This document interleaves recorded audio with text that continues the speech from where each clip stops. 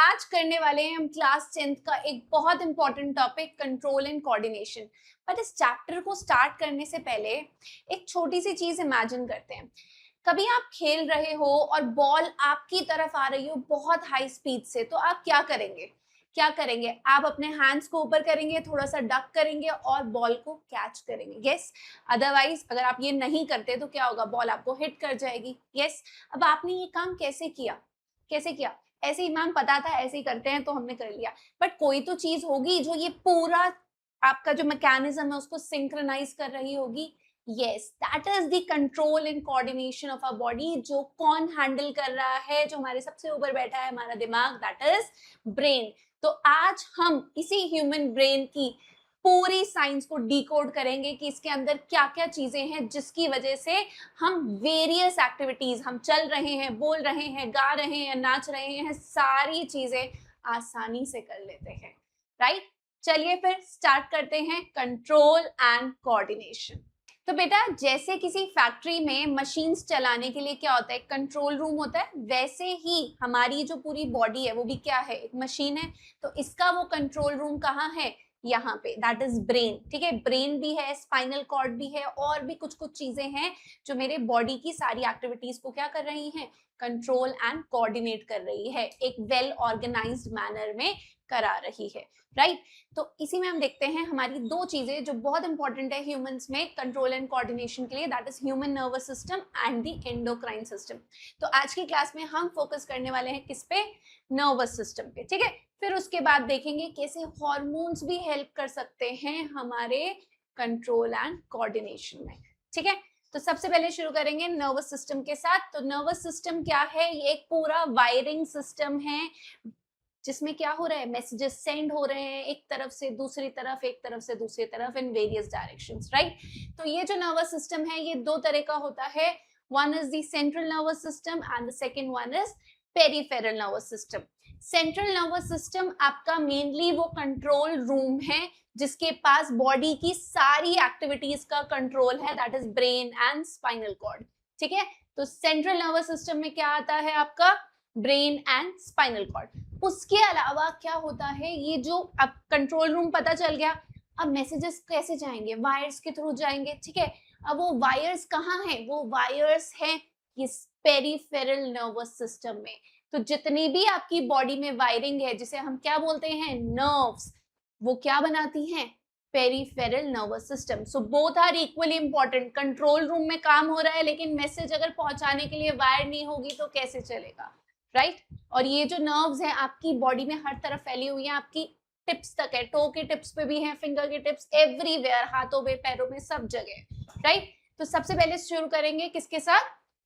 Central nervous system. हाँ जी, तो ये तो मुझे समझ आ गया कि मेरी बॉडी का जो नर्वस सिस्टम है वो क्या करेगा? वही मैसेजेस को इधर से उधर पहुंचाएगा, एक कंट्रोल रूम है, सब चीजें हैं।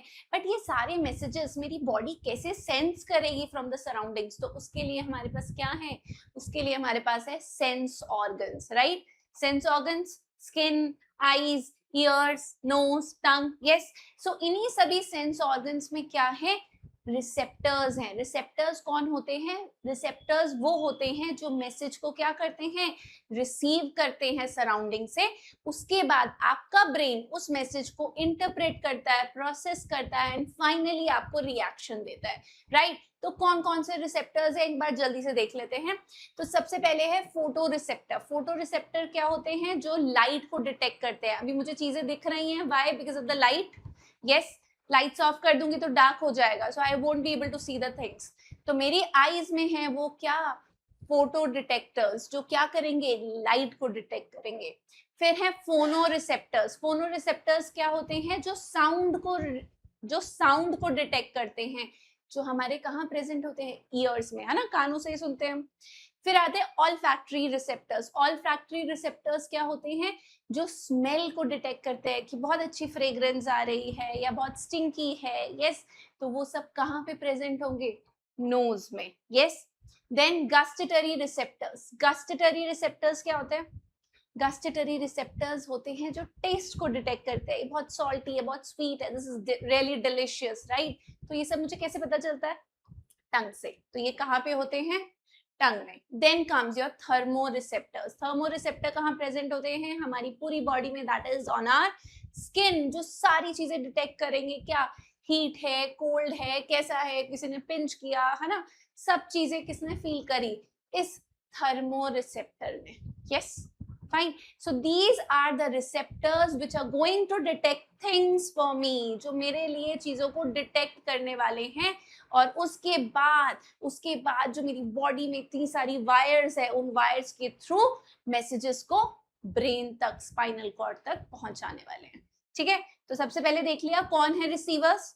ठीक है, तो ये कौन है? मेरे मैसेज रिसीवर, जो मैसेज कहां से रिसीव करेंगे? From my surroundings. ठीक है, ये तो समझ लिया हमने। अब मैसेज को रिसीव कर लिया, मैसेज कहाँ से जाएगा? वायर के थ्रू। अब जो मेरी बॉडी में वायर्स है, ठीक है, वो किसकी बनी हुई हैं? वो बनी हुई हैं छोटे छोटे छोटे छोटे नर्व सेल्स की, राइट? किसकी बनी हुई है? नर्व सेल्स की। So nerve cell also known as neuron, this is the structural and functional unit of the nervous system. मतलब आपकी जो भी नर्व्स हैं, ये आपका ब्रेन है, आपका स्पाइनल कॉर्ड है, सबके अंदर जो सेल है उसे क्या बोला जाता है? न्यूरॉन। क्या बोला जाता है? Neuron. So this is the structural and functional unit of the entire nervous system, चाहे वो सेंट्रल हो या पेरिफेरल हो। Fine, and it is the largest cell found in the body. अब ये क्या करता है? ये मैसेजेस को कैरी करता है। It carries the messages in the form of electrical signals या electrical impulses। ठीक है, electrical signals या electrical impulses या nerve impulses, इन सब फॉर्म, मतलब ये सारे नाम है अलग अलग। ठीक है, इस फॉर्म में क्या करता है? मैसेज को ट्रांसफर करता है, ट्रांसमिट करता है। ठीक है, अब इसका स्ट्रक्चर तो हम जानते हैं ना पहले से ही, यस और नो? क्लास 9th में भी किया हुआ है स्ट्रक्चर ऑफ न्यूरॉन। एक बार फिर से देख लेते हैं कैसा है स्ट्रक्चर। देखिए, ये जो बीच वाली बॉडी है, that is the cell body. ठीक है, जिसके अंदर साइटोप्लाज्म है, न्यूक्लियस है, राइट? उसके बाद ये लॉन्ग फाइबर दिख रहा है, दैट इज एक्सॉन। क्या है ये? एक्सॉन। उसके बाद यहाँ पे देखिए, this is your nerve ending. अब नर्व एंडिंग के अलावा कैन यू सी इस सेल बॉडी के ऊपर मुझे क्या दिख रहे हैं? क्या दिख रहे हैं? ऐसे ब्रांच स्ट्रक्चर्स दिख रहे हैं। These branch structures are what? Dendrites। तो बड़ा आसान सा है इसका डायग्राम, मेजर कुछ है नहीं इसमें। सेल बॉडी बनाएंगे, सेल बॉडी के साथ में ब्रांच स्ट्रक्चर्स बनाएंगे, जिन्हें क्या बोला जाता है? डेंड्राइट्स, जो क्या है? छोटे छोटे फाइबर्स हैं। फिर इसको आगे यहाँ पे एक लंबी सी, एक लॉन्गेस्ट सिलेंड्रिकल फाइबर बनाएंगे, जिसे क्या बोलते हैं? एक्सॉन। फिर यहाँ पे नर्व एंडिंग। अब इसके बाद आता है सेकेंड न्यूरॉन, नेक्स्ट न्यूरॉन। ठीक है, तो ऐसे ऐसे करके क्या होते हैं? सारे न्यूरॉन्स एक दूसरे से कनेक्टेड हैं। ठीक है, तो मैसेज इस न्यूरॉन ने, इस डेंड्राइट ने रिसीव किया, इससे ट्रैवल किया, देन ये क्या करेगा? दूसरे न्यूरॉन के डेंड्राइट को ट्रांसफर कर देगा message. Fine, so like this what will happen? Messages are transferred from one neuron to the another in the form of electrical signals, and finally it will reach to brain or spinal cord। Fine, ठीक है, structure of neuron clear है? 9th में भी किया था, एक बार फिर से कर लेते हैं, और बुक में दे भी रखा है, तो हमें बनाना भी आना चाहिए, एग्जाम में आ सकता है structure of neuron banana, right? ठीक है, चलिए, ये तो बात समझ आ गई। अब बेटा न्यूरॉन्स के थ्रू कैसे, अभी जो मैंने आपको बताया कैसे आपके इलेक्ट्रिकल इम्पल्सेस ट्रैवल करते हैं। सो आपके इलेक्ट्रिकल इम्पल्सेस कैसे ट्रैवल करते हैं? कैसे करते हैं? मैसेज किसने लिया? डेंड्राइट ने। डेंड्राइट ने कहाँ से लिया मैसेज? कहाँ से लेगा बताओ? क्या बताया था मैंने? रिसेप्टर्स। कहाँ पे हैं? Sense organs. तो डेंड्राइट्स ने मैसेज लिया था सेंस ऑर्गन से। अब जैसे लेट्स से मैंने एक पैन को हाथ लगाया, वो पैन बहुत गर्म था, ठीक है, तो रिसेप्टर कौन था? स्किन। तो स्किन में मेरे क्या थे? न्यूरॉन्स होंगे, यस, नर्व सेल्स होंगे, जिनमें डेंड्राइट्स ने वो मैसेज रिसीव किया। अब वो मैसेज डेंड्राइट से कहाँ जाएगा? सेल की बॉडी में जाएगा। सेल की बॉडी में ही क्या होंगी? सारी एक्टिविटीज कंट्रोल होंगी सेल की। फाइनली वो कहाँ जाएगा? एक्सॉन के थ्रू जाएगा, and then to the next neuron. ठीक है, फिर अगले न्यूरॉन पे जाएगा, फिर वहां से उसके डेंड्राइट से next neuron and next neuron and next neuron, and finally it will reach to the spinal cord और brain. That's how nerve impulses or electrical signals travel from one neuron to the another. Clear? Fine. I hope सबको ये पूरा mechanism clear हो गया होगा, और अगर question आ गया एग्जाम में तो इसी फॉर्म में लिख के आइएगा, ठीक है? So you will get full marks for that answer. Fine. चलिए, अब बात आती है बेटा कौन कौन से तरह के न्यूरॉन्स होते हैं. तो बेटा न्यूरॉन्स होते हैं जैसे सेंसरी न्यूरॉन्स, अभी मैं आपको बात कर रही थी. सेंसरी न्यूरॉन्स कहाँ प्रेजेंट होंगे? सेंस ऑर्गन्स में, ठीक है? जिनका काम क्या है? जिनका काम क्या है? मैसेज को रिसीव करना और कहाँ तक लेकर जाना? सेंट्रल नर्वस सिस्टम तक. फिर आते हैं मोटर न्यूरॉन्स. मोटर न्यूरॉन्स होते हैं आपके मसल्स में, क्योंकि जितनी भी मूवमेंट का काम हो रहा है वो कैसे हो रहा है? With the help of muscles. तो ये वाले जो होते हैं ना, ये सेंट्रल नर्वस सिस्टम से मसल सेल के पास आते हैं. जैसे मैंने अभी आपको बताया, एक पैन था, वो बहुत गर्म था, मैंने उसे हाथ लगाया, मेरे स्किन ने मैसेज रिसीव किया, और वो मैसेज कहाँ तक गया? कहाँ तक गया? स्पाइनल कॉर्ड के पास. स्पाइनल कॉर्ड ने डिसीजन लिया, भैया डेंजर है, जल्दी से हाथ हटा लो. तो हाथ हटाने में किसने हेल्प किया है? Muscles present in my hand, right? तो मसल सेल के पास कौन से न्यूरॉन्स हैं? मोटर न्यूरॉन है, जिसको मैसेज किसने भेजा था?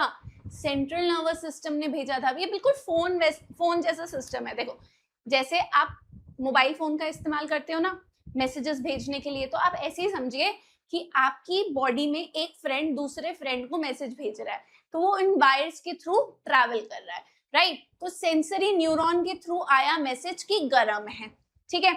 फिर किसके पास आया मैसेज? स्पाइनल कॉर्ड के पास आया वो मैसेज. स्पाइनल कॉर्ड ने क्या बोला मोटर न्यूरॉन को? जल्दी से हाथ हटा ले. तो मोटर न्यूरॉन ने क्या किया? मोटर न्यूरॉन ने वो मैसेज भेजा मसल सेल को, और हाथ को हमने हटा दिया. फाइन. फिर आ जाते हैं रिले न्यूरॉन्स. ये आपके सेंट्रल नर्वस सिस्टम में ही होते हैं, which act like a link between the two neurons, जो अभी मैं आपको रिफ्लेक्स आर्क में भी दिखाऊंगी. Fine. So these are the three types of neurons which we are going to use in the reflex arc. Fine. reflex arc आपको पता ही है क्या होती है? ये रही. yes, जो मैं अभी आपको एग्जाम्पल ऑलरेडी दे रही थी, यही एग्जाम्पल दे रही थी. ये पैन है. ये पैन कैसा है? बहुत गर्म है, बहुत गर्म. अब गर्म पैन को हाथ लगाते हैं तो क्या करते हैं? सीधा क्या करते हैं? एकदम से हटा देते हैं. अब जब मैंने इस गर्म पैन को हाथ लगाया, ठीक है, तो मेरी स्किन में क्या थे? मेरी स्किन में थे थर्मो रिसेप्टर. क्या थे? Thermo receptor. अब थर्मो रिसेप्टर कैसे भेजेगा? कैसे भेजेगा मैसेज? वो भेजेगा सेंसरी न्यूरॉन के थ्रू. तो सेंसरी न्यूरॉन वो वायर है जिसके थ्रू वो क्या करेगा? मैसेज भेजेगा. सेंसरी न्यूरॉन के थ्रू मैसेज भेजेगा. किसको भेजना? उसको ब्रेन को ही है, क्योंकि ब्रेन है मेरा अल्टीमेट कंट्रोल. बट यार ये डेंजर सिचुएशन थी. अगर डेंजर सिचुएशन होगी तो यार ब्रेन तक टाइम लगेगा. वैसे तो ये सब बहुत मिली सेकेंड्स में होता है, बट स्टिल ब्रेन तक टाइम लगेगा. तो स्पाइनल कॉर्ड इस केस में क्या करता है? स्पाइनल कॉर्ड ही डिसीजन ले लेता है. तो यहाँ पे क्या लगा हुआ है? Relay neuron. ठीक है, तो मैसेज पहुंचा रिले न्यूरॉन के पास. रिले न्यूरॉन ने बोला कि मैं ब्रेन तक जाने का वेट नहीं कर सकता, I have to send the message immediately to the motor neuron कि प्लीज हाथ हटा लो, नहीं तो हाथ जल जाएगा. यस, तो रिले न्यूरॉन ने क्या किया? रिले न्यूरॉन ने इमीडिएटली मैसेज भेजा. किसको? मोटर न्यूरॉन को. किसको भेजा? मोटर न्यूरॉन को. मोटर न्यूरॉन के पास मैसेज पहुंच गया. अब वो मोटर न्यूरॉन मैसेज किसे देगा? मसल्स को, मेरे हैंड्स की मसल्स को. मेरे हैंड्स की मसल्स ही क्या करती हैं? कॉन्ट्रैक्ट और रिलैक्स करती है, जिसकी वजह से सारी मूवमेंट्स होती है. तो मूवमेंट ही चाहिए मुझे. हाथ हटाना इज अ मूवमेंट. तो मैसेज किसके पास चला गया? मसल्स के पास चला गया. कौन लेकर आया? मोटर न्यूरॉन लेकर आया, और हमने हाथ को फिर हटा लिया. ठीक है, so the muscle in my arm will act like the effector. ठीक है, और जो स्किन थी मेरे हाथों में वो क्या थी? वो थी रिसेप्टर. ठीक है, उसने मैसेज को रिसीव किया, पहुंचाया स्पाइनल कॉर्ड तक, और फाइनली इफेक्ट किसने दिखाया? मेरे हैंड की मसल्स ने. This is the reflex arc. It's a reflex action. हम बहुत सारे रिफ्लेक्स एक्शन करते हैं, और आपको पता है जो हमारे रिफ्लेक्सेस हैं वो स्लोली इवॉल्व भी करते रहते हैं, राइट? यस, जैसे लेट्स फॉर एग्जांपल आपने पहली बार बाइसिकल चलानी सीखी. ठीक है, तो आप पेडल कर रहे थे स्लोली, और धीरे धीरे क्या होता है? बहुत टाइम तक आप बाइसिकल चला रहे हो तो आपकी बॉडी के रिफ्लेक्सेस वैसे ही काम करते हैं. You know when to when to pedal and when to stop pedalling, या कोई भी आप ऐसी एक्टिविटी कर रहे हो, बहुत टाइम तक कर रहे हो, तो आपके जो बॉडी के रिफ्लेक्सेस हैं वो क्या हो जाते हैं, इवॉल्व हो जाते हैं, and you take action immediately, right? Yes, that's what happen in reflex arc. Reflex arc में डिसीजन मेकर कौन है? Spinal cord. यस, ठीक है। तो ये जो मैंने अभी आपको पूरी कहानी बताई, यही कहानी मैंने यहाँ पे लिख दी है, जिसको स्क्रीनशॉट लेना है वो ले सकता है। अब आ जाता है हमारी सबसे इम्पोर्टेंट और सबसे इम्पोर्टेंट कंट्रोल रूम, और सबसे ऊपर जो बैठा हुआ है, that is the brain. Brain is the highest coordinating centre in our body, जो मेरी बॉडी की सभी एक्टिविटीज को क्या करेगा, कंट्रोल करेगा। इनफैक्ट बहुत सारे हॉर्मोन्स का सिक्रीशन भी कंट्रोल करता है, राइट?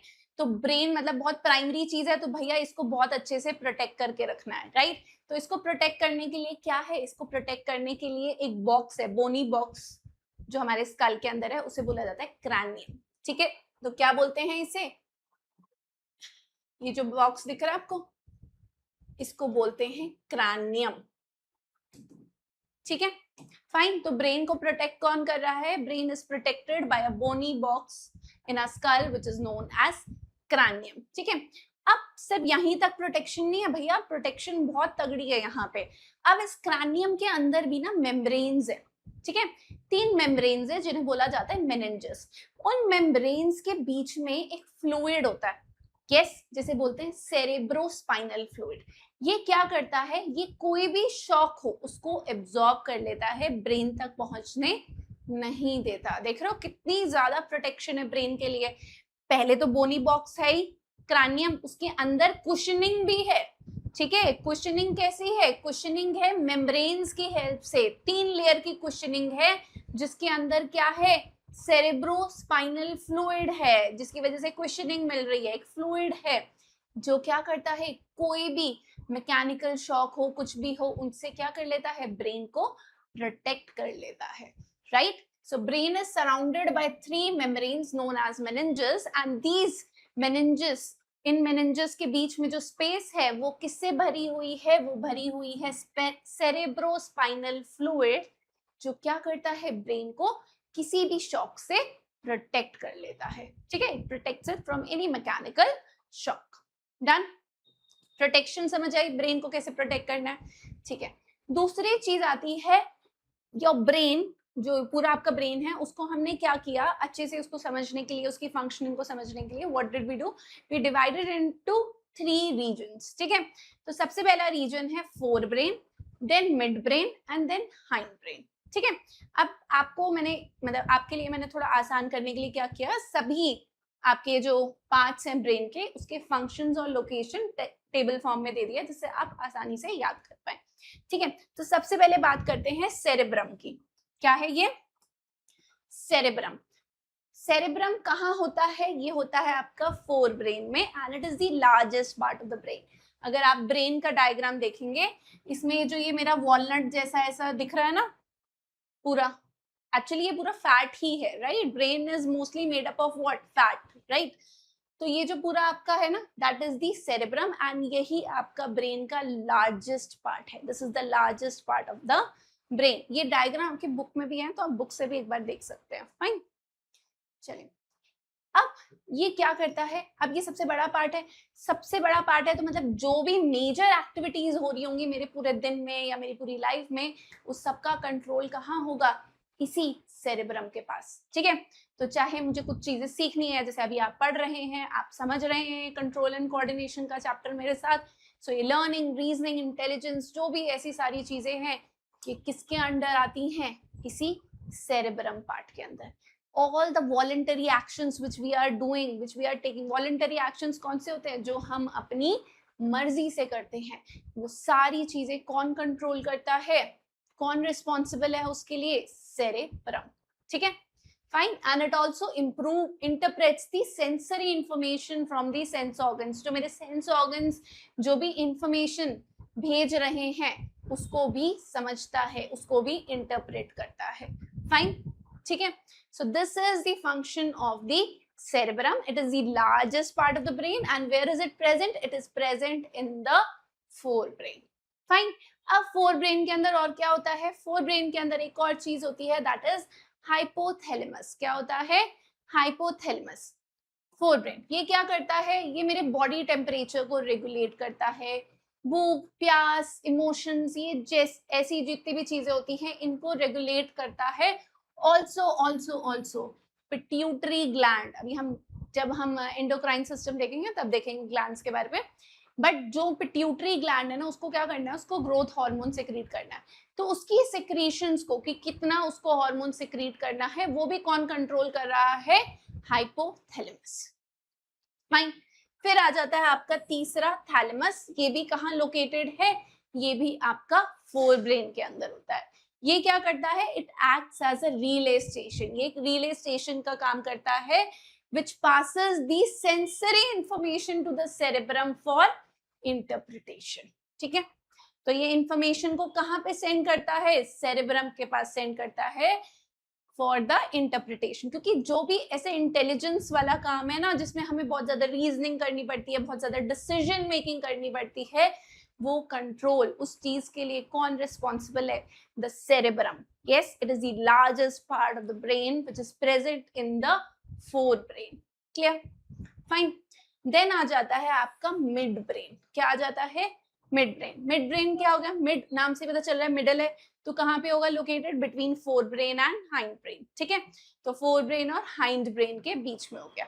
फाइन। काम क्या है इसका, रिफ्लेक्स मूवमेंट्स को कंट्रोल करना। नेक और ट्रंक की, वहां से आवाज दी मेरी गर्दन मुड़ गई या मैं पूरी मुड़ गई, राइट। सो नेक और ट्रंक की जो भी मूवमेंट होती है टुवर्ड्स एनी ऑडिटरी स्टिमुलाई या विजुअल स्टिमुलाई, बहुत अच्छा वहां पे कुछ दिख रहा था तो मैं मुड़ के वहां देखने लग गई।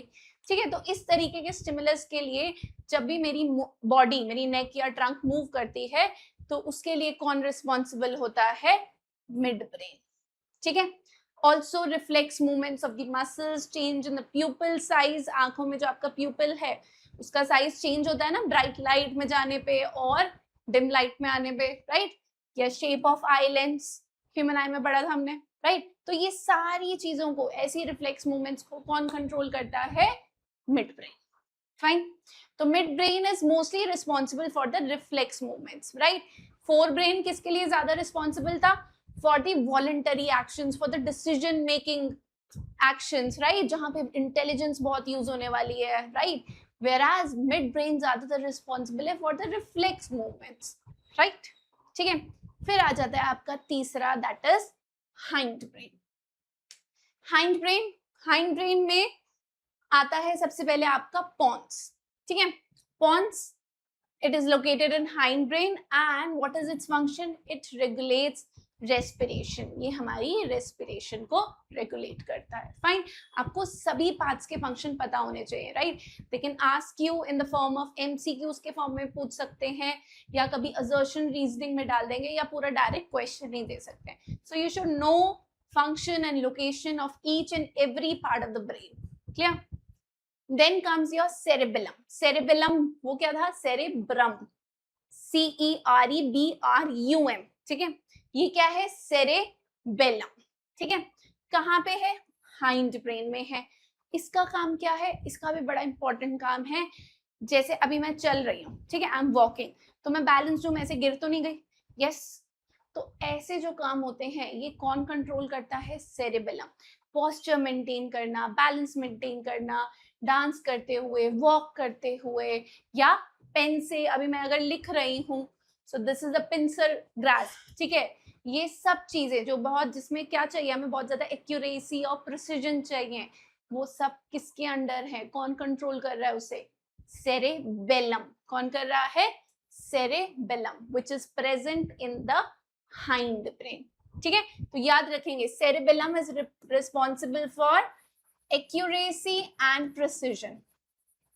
यस, वॉकिंग में चाहिए, बाइसिकल चला रहे हो उसमें चाहिए, लिख रहे हो तब चाहिए प्रिसीजन, राइट। ठीक है, फिर आ जाता है आपका मेड्यूला, मेड्यूला ऑब्लोंगटा। ये आपका थर्ड पार्ट है हाइंड ब्रेन का। ठीक है, अब इसी मेड्यूला से ही आपकी स्पाइनल कॉर्ड अटैच्ड है। ठीक है, मेड्यूला से ही नीचे आपकी स्पाइनल कॉर्ड निकल रही है। ये क्या करता है, ये इनवॉलेंटरी एक्शंस को कंट्रोल करता है। हमारी बॉडी में इनवॉलेंटरी एक्शंस, जैसे अभी मैं ब्रीदिंग कर रही हूँ, यस, ऐसा तो नहीं है मुझे सोचना पड़ रहा है अब मुझे ब्रीद इन करना है या ब्रीद आउट करना है, या मेरा हार्ट बीट कर रहा है। तो इस तरीके के जो इनवॉलेंटरी एक्शंस है, आपने खाना खाया और खाना क्या होने लग गया, अपने आप से डाइजेस्ट होने लग गया, राइट। तो उसके लिए क्या हुई मेरी बॉडी में, पेरिस्टाल्सिस। पेरिस्टाल्सिस क्या होती है, क्या होती है, contraction and relaxation of the alimentary muscles, right. तो पेरिस्टाल्टिक मूवमेंट्स जो हो रही है मेरी पूरी एलिमेंट्री कैनाल में, so that is also involuntary action. तो ऐसे इनवॉलेंटरी एक्शंस कौन कंट्रोल कर रहा है, मेड्यूला, राइट। ठीक है, it is also the control centre for reflexes like swallowing, coughing, sneezing, secretion of saliva and vomiting. So these are the functions of hindbrain. Clear? Hindbrain या specifically medulla which is present in the hindbrain. ठीक है, तो ये हो गए मेरे brain के तीनों पार्ट्स। तीन पार्ट्स क्या हैं, fore brain, mid brain, hind brain. Fore brain के अंदर हमने क्या क्या देखा, cerebrum which is the largest part. उसके बाद हमने क्या देखा, हाइपोथैलेमस एंड थैलेमस। फिर आ गया मिड ब्रेन जो ज्यादातर आपका किस लिए रिस्पॉन्सिबल था, reflex movements of neck and trunk, इस टाइप की। ठीक है, फिर हाइंड ब्रेन। हाइंड ब्रेन में भी अगेन तीन पार्ट्स हैं, pons, cerebellum and medulla. Pons का काम देख लिया, रेस्पिरेशन, सेरेबेलम का accuracy and precision in the work, and medulla का इनवॉलेंटरी एक्शंस। Fine, clear. ये तो हो गया हमारा ह्यूमन ब्रेन।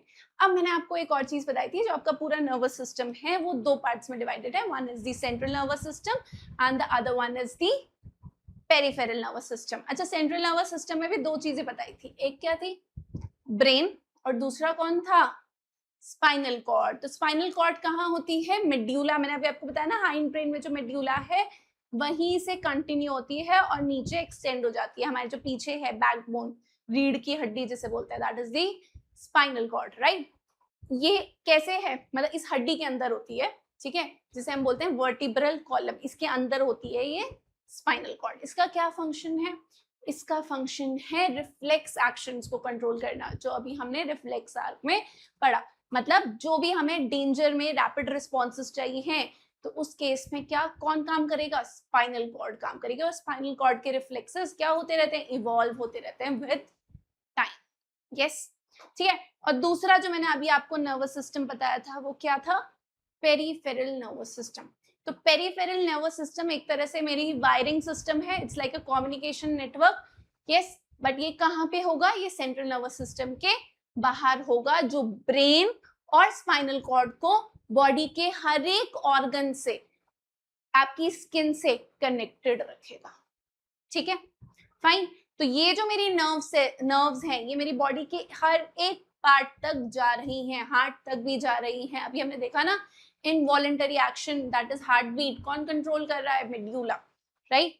तो मतलब ये जो नर्व्स हैं वो मेरी बॉडी के हर एक ऑर्गन तक, स्किन की टिप, मतलब फिंगर्स की टिप तक भी है, राइट। तो स्किन में भी हर जगह प्रेजेंट है। फाइन, उसके अलावा ये जो मेरी पेरिफेरल नर्वस सिस्टम की जो नर्व्स है, इसको हम दो तरह से डिवाइड कर सकते हैं। One is the cranial nerves. Cranial nerve, cranium क्या था, व्हाट वाज क्रैनियम, जो ब्रेन को प्रोटेक्ट कर रहा था, राइट। तो वहां जो आपकी ब्रेन से एसोसिएटेड है नर्व्स, उन्हें बोलेंगे क्रैनियल नर्व्स। उसके अलावा स्पाइनल नर्व्स कहाँ कौन सी होंगी, जो स्पाइनल कॉर्ड से निकल रही होंगी। यही दो तरह से ही निकल रही होंगी, और तो कोई नहीं होंगी। एक और हो सकती है जिसे बोलते हैं विसरल। विसरल नर्व्स कौन सी होंगी, जो मेरी बॉडी के विसरल ऑर्गन्स में, visceral organs like internal organs में प्रेजेंट होंगी। फाइन, तो मेजरली तीन तरह की ही नर्व्स होती हैं। फाइन, तो that is the peripheral nervous system. तो हमने समझ लिया एंटायर ह्यूमन नर्वस सिस्टम, जिसके अंदर एक था सेंट्रल, दूसरा था पेरिफेरल। सेंट्रल में क्या था, brain and spinal cord. Peripheral में क्या है, नर्व्स, सिर्फ nerves outside the brain and spinal cord, right. ठीक है, ब्रेन का काम क्या है, बॉडी के सभी एक्शंस को कोऑर्डिनेट करना। स्पाइनल कॉर्ड मोस्टली रिस्पॉन्सिबल होती है for the reflex action, right. और पेरिफेरल नर्वस सिस्टम में तो नर्व्स ही हैं, तो उनका काम तो क्या है, to carry the messages from one part of the body to the another, right. yes, or taking the messages from the surroundings to the brain, and then finally brain interpreting and sending back the message to our muscles or to our body part, right. जिसको हम क्या बोलते हैं, response. Yes, fine, I hope clear हो गया होगा। बाकी nerves भी हमने देख ली कि नर्व्स किसकी बनी होती हैं, neurons की. It is the largest cell which is present in the body, and this neuron is the one which comprises the entire nervous system. ठीक है, जो आपका पूरा nervous system है वो किसका बना हुआ है, सेल का ही बना हुआ है, और उस सेल को क्या बोलते हैं, न्यूरॉन. आई होप आपको ये पूरा पोर्शन मतलब क्लियर हो गया होगा. नेक्स्ट क्लास में हम क्या करेंगे, हम करेंगे एंडोक्राइन सिस्टम, जिससे हम बॉडी का एंटायर, मतलब ह्यूमंस का एंटायर कंट्रोल एंड कोऑर्डिनेशन समझ सके. फाइन, ठीक है देन, ओके, बाय बाय.